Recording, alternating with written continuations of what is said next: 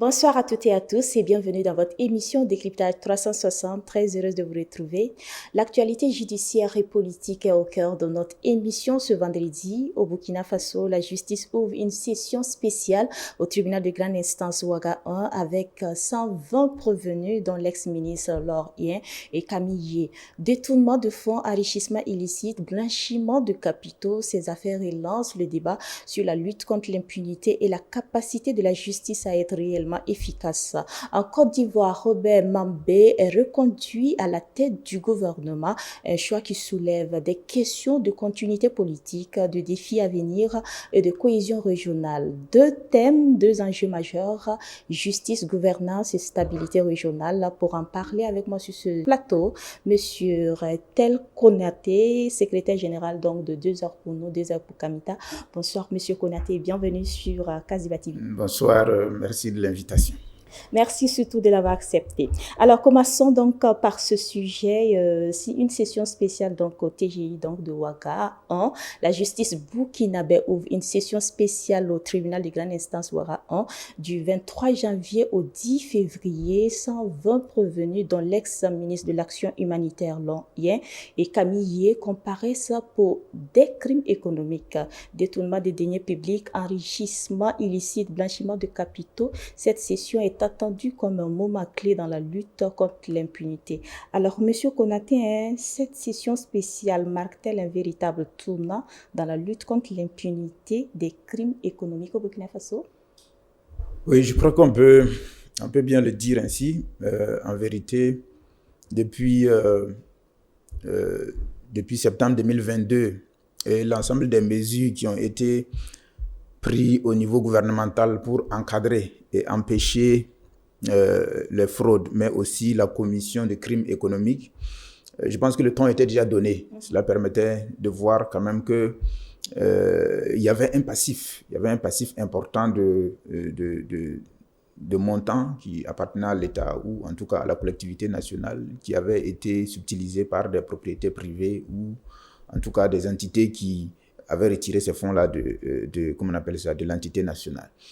Et ce procès qui démarre, donc, je crois que c'est aujourd'hui même, voilà, est déjà une preuve de plus que désormais, c'est-à-dire que les arrangements au plus haut sommet de l'État, qui avaient souvent la caractéristique d'oublier le bas peuple au bas côté de la route, sont désormais en tout cas un mauvais souvenir. Et évidemment, on va attendre la fin. Mais déjà que ces personnes-là se trouvent au devant des tribunaux pour pouvoir rendre compte, c'est déjà une grande victoire. Je pense qu'on se rappelle tous du procès de M. Kenya. Je pense que c'est bien de lui qu'il s'agit, parce que c'est la continuité en réalité de l'affaire Kenya qui concerne M. Yé et puis la ministre concernée. C'était déjà un signal fort, un signal qui annonçait bien qu'au niveau de l'administration, il y a certains comportements qui devaient cesser. Tout ne peut pas s'arrêter d'un coup de baguette magique, évidemment. Mais c'est l'ensemble de ces coups pour l'exemple qui feront que de plus en plus de gens auront peur de s'emparer de la chose publique. Ils auront peur de faire les choses, même si le regard tout de suite de l'État n'est pas là. Il est sûr que tôt ou tard, on finira par les rattraper. Donc, ce procès est un signal fort qui va dans le bon sens. Alors, face à 120 prévenus et à des charges lourdes, la justice burkinabé a-t-elle les moyens pour atteindre ses objectifs? Oui, il faut bien dire qu'elle a aujourd'hui les moyens plus que jamais. Pourquoi? Elle a les moyens plus que jamais parce que déjà, il y a une sorte de réconciliation entre la justice et le public. D'accord. Je trouve que du point de vue de la perception publique, la justice est un peu plus réhabilitée. Elle a une réputation un peu plus redorée. Et il faut quand même se rappeler qu'après 2014, après l'insurrection de 2014, l'un des points clés qui avait été concerné par les réformes de la transition de 2015, c'était de mettre la justice dans une position de pouvoir décider et d'agir. C'était vraiment, en fait, la manifestation des espoirs immenses que le peuple burkinabé plaçait en la justice. Mais à la réalité des faits, on s'est rendu compte que cela n'a pas changé grand-chose dans l'efficacité de la justice. Et cela a même, dans certains cas en tout cas, contribué même à renforcer la détestation de la justice qui est restée une justice bourgeoise, qui ne s'adaptait pas vraiment aux besoins du petit peuple et qui traînait encore. Voilà, parce qu'on a même vu des cas ubuesques où la justice était accélérée lorsque cela concernait des acteurs judiciaires, mais continuait voilà, dans son train-train. Et je me rappelle de cette conférence de août 2018, animée par un magistrat lui-même, où on avait posé la question de savoir, puisque l'autonomie de la magistrature avait été accordée depuis 2015, comment se fait-il qu'en fait on ne voyait pas vraiment l'effet de l'ensemble des réformes qui avaient été prises en 2015 en termes d'accélération et même d'efficacité ou bien d'autosaisine de la justice. Et lui, il avait expliqué de toute façon très sincèrement qu'en vérité, l'acteur judiciaire même n'était pas encore en mesure de comprendre son rôle dans ces nouvelles prérogatives qu'on venait de lui donner en 2015. De sorte que la partie congrue même des prérogatives accordées qui consistaient à ce que le juge soit un peu mis au-dessus de l'ensemble des institutions devenait quasiment une caricature qui défavorisait même l'exercice de la justice pour l'intérêt de la communauté. Donc, je crois qu'aujourd'hui, plus que jamais, la justice est dans une position où, en tandem avec l'État, avec le ministère de la Justice, et on se rappelle évidemment qu'il n'y a pas, c'est dans ce mois même que Faso Boukaoré a été adopté, c'est toujours pour atteindre une efficacité optimale.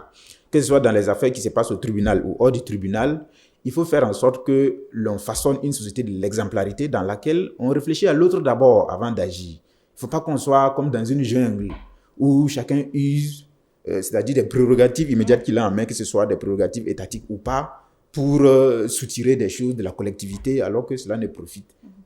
Sur le long terme, ça ne profite à personne. Alors, vous l'avez tantôt évoqué, l'affaire Théa, on revient sur cette affaire alors qui constitue l'un des dossiers phares de ce procès-là. Alors, quelle appréciation faites-vous? Parce que c'est nouveau. Nous avons la ministre Laure Hien qui fait partie donc des parties prenantes au procès. Quelle analyse faites-vous? C'est une première au Burkina Faso. Je dis que c'est dommage qu'un acteur ayant servi l'État au plus haut sommet se retrouve dans cette position. C'est dommage. Ce n'est pas de gaieté de cœur, malheureusement, mais il faut bien que cela doit être un signal, en vérité. Lorsque on vous met dans une position de servir la communauté, il faut toujours le comprendre comme étant une position qui est détachée de votre personne ou de l'intérêt personnel. On vient de renommer la fonction publique ministère des serviteurs du peuple. C'est un signal qui va dans le sens de rappeler à chaque commis de l'État qu'avant d'être là pour ses propres besoins de visibilité ou de mise en valeur ou bien de carrière, il est d'abord là pour une mission au service de la collectivité. Et c'est parce que la collectivité existe et en harmonie que lui, sa mission a un sens. Et cela est valable aussi bien pour le petit agent de liaison d'un ministère que pour le ministre lui-même. Donc, c'est-à-dire, c'est une interpellation, évidemment, envers les acteurs passés, les acteurs actuels et les acteurs futurs. Vous êtes au service d'une communauté qui attend beaucoup de vous. Et c'est parce qu'on pense que vous êtes à la hauteur d'une mission donnée que l'on vous met à cette position. Faites en sorte de le faire au mieux, d'atteindre les résultats optimum et éviter de vous retrouver dans une situation aussi désagréable pour vous-même. Ça met de la gêne, sur la population, en vérité. Mais enfin, on ne va pas quand même enjamber la gêne parce qu'en vérité, c'est le poser acte là même qui était plus gênant. Et ils auraient dû avoir peur de poser un acte gênant pour éviter qu'on en arrive là. Alors, pour finir avec ce sujet, depuis l'avènement donc de la révolution progressiste et populaire, observe-t-on un renforcement du caractère justice de la justice? Oui. Je disais tantôt, d'entrée de jeu, qu'il y a une sorte de renforcement de la crédibilité ou en tout cas de la perception de la justice auprès des citoyens lambda. Okay. Ce n'était pas toujours le cas avant. Okay. Le problème fondamental de la justice, c'est qu'elle était restée emmurée dans une perception ou en tout cas dans une logique bourgeoise. C'est-à-dire qu'elle a la main très lourde sur les petits larcins finalement et elle a la main finalement nonchalante quand il s'agit de larcins de gros morceaux. Malheureusement, ça, c'est souvent caractéristique des sociétés néocoloniaux qui, ne construisent pas une société harmonieuse dans laquelle on a de l'ambition, mais souvent on est resté. Mais ça, je crois qu'on est en train de résoudre ça. Et beaucoup de décisions ont été prises dans ce sens. Je me rappelle de la dernière décision modifiant la Constitution même, qui a impacté, comment on appelle ça, les statuts de la magistrature. C'était en avril 2024, si j'ai bonne mémoire, qui a encore, qui qui a changé la composition du conseil de la magistrature. De sorte qu'aujourd'hui, c'est l'intérêt de l'ensemble des composants de la société qui est pris en compte dans le regard que la justice jette sur l'ensemble des affaires qu'elle apprécie. Ce n'est plus uniquement un petit groupe de personnes, fût-il des experts judiciaires qui maîtrisent l'ensemble des textes des lois du monde entier, parce que cela peut être un biais aussi. Il faut prendre en compte l'ensemble des sensibilités de la société, parce que rendre justice, ce n'est pas uniquement rendre justice à un individu dans sa particularité. C'est réhabiliter l'ensemble de la société. C'est faire œuvre d'exemplarité, c'est impacter pour l'histoire. Et je pense que dans ce sens-là, la justice a eu suffisamment de leviers pour en tout cas être meilleure. Alors, merci beaucoup pour ces clés de lecture, ce qui nous permet donc de passer au deuxième sujet. Monsieur Konaté, si vous le permettez bien. Second sujet, donc en Côte d'Ivoire. Robert Mambé est reconduit à la tête donc du gouvernement, une reconduction qui interroge donc sur la continuité politique, la composition du futur gouvernement et les priorités à venir dans un contexte régional en pleine recomposition. Alors, Monsieur Konaté, la reconduction de Robert Mambé est-elle un choix continu ou un manque d'alternative selon vous? Alors, il est clair que c'est le choix de la continuité. Il faut quand même apprécier aussi que Begré Mambé a été nommé en 2023, il me semble, et il a conduit l'action gouvernementale aux côtés de son président jusqu'aux élections d'octobre de l'an passé. Et c'est en fin d'année, je pense en début de cette année même, qu'il a été mis fin à ses fonctions comme cela se devait. Mais il a rempli sa mission. Je pense que sa mission était en fait de constituer, enfin, je veux dire, un cadre consensuel permettant au président de se faire réélire. Cela a été rempli. Je pense qu'ils ont fait environ 20 jours pendant lesquels il n'y avait pas un gouvernement. C'était sûrement les mêmes ministres qui continuaient l'intérim. Mais à l'évidence, ils ont sûrement analysé plusieurs options et entre un changement profond et la continuité avec une équipe qui ne fait pas de l'extraordinaire, mais qui conserve les apparences, je pense qu'ils ont préféré conserver les apparences. Begré Mambé était à la tête d'un gouvernement, je crois, de 30 ministres, 33 ministres environ. Mais il y a fort à parier que dans le nouveau gouvernement, il y aura beaucoup plus parce qu'il s'agira maintenant de récompenser les acteurs qui ont aidé à faire élire le président. Parce que, bon, voilà, vous savez, c'est comme ça, l'électoralisme, il faut récompenser les amis. Et je pense aussi que c'est la logique des récompenses qui fait qu'on l'a reconduit. Il a réussi à faire élire le président, même si cela ne dépend pas que de lui, mais c'est l'ensemble de l'équipe gouvernementale. Donc, il y a de fortes chances aussi que les mêmes acteurs qui étaient là dans le gouvernement soient toujours là, peut-être avec de nouveaux ajouts.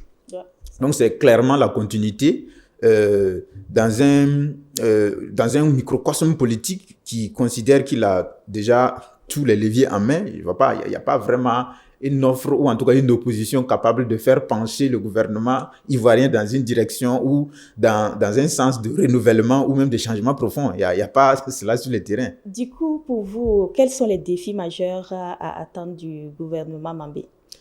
Alors, le défi qui peut être celui du peuple ivoirien, mais je me demande bien s'il y a vraiment un défi nouveau qui puisse être posé. Le défi de la Côte d'Ivoire, à l'exemple même du Burkina, à la différence qu'ils ne sont pas confrontés à une crise sécuritaire, ça reste le défi de la lutte contre la pauvreté, le défi de la croissance économique, évidemment, inclusive, la lutte contre les inégalités, parce que ces dernières années, on a tous assisté, il y a quand même eu un important flux de capitaux de la zone UEMOA ou étrangers au niveau de la Côte d'Ivoire. Mais le grand défi reste celui de la redistribution équitable des richesses dans ce pays.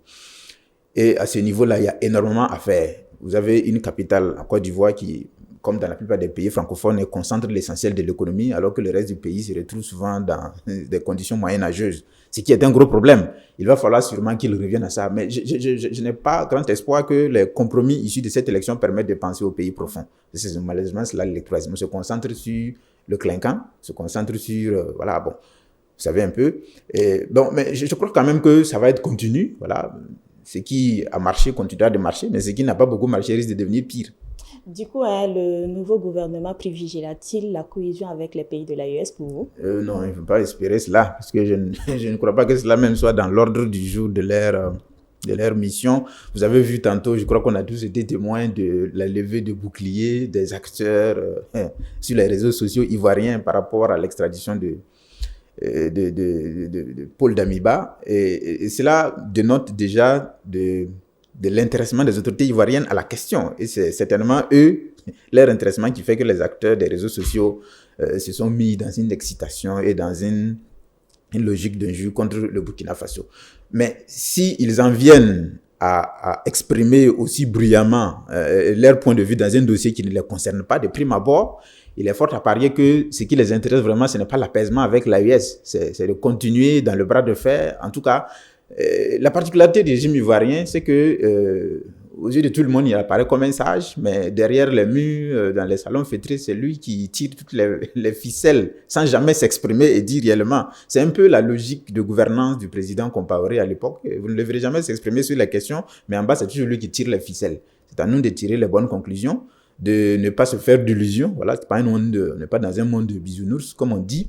Et lui, il est parfaitement imbriqué dans les systèmes international et surtout dans les systèmes france-africains. Du coup, lorsque vous êtes un État, vous êtes un dirigeant et vous parlez de souveraineté, vous parlez d'appropriation de votre économie, forcément, vous êtes en porte-à-faux avec lui et avec les intérêts qui sont derrière lui. Alors, merci beaucoup, Monsieur Tel Konaté. Je rappelle que vous êtes le secrétaire général de 2 heures pour nous.